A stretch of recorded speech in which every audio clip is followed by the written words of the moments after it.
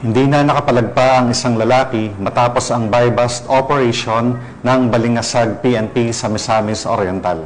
Naaresto ang suspect sa tulong ng komunidad at kapulisan upang masugpo ang banta ng iligal na droga upang mapanatili ang kapayapaan at kaligtasan ng bawat mamamayan. Nakibalita dyan si Patrolwoman Danessa Berdos. Minasin ka tungoda, ikaw ang gidakot na ko. Sala nga po kamaligya sa illegal na droga.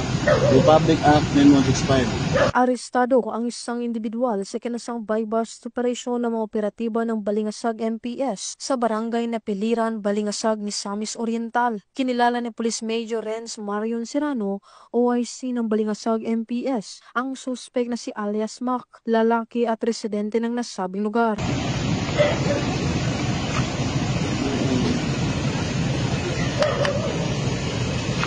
Okay. Sa ikinasang operasyon ng mga operatiba ay nakumpiskang maliliit na pakete ng hinihinalang shabu at isang 500 peso bill na ginamit bilang buy-bust money at iba pang mga non-drug items. Nahaharap ang suspect sa kasong paglabag sa RA 9165 o Comprehensive Dangerous Drugs Act of 2002.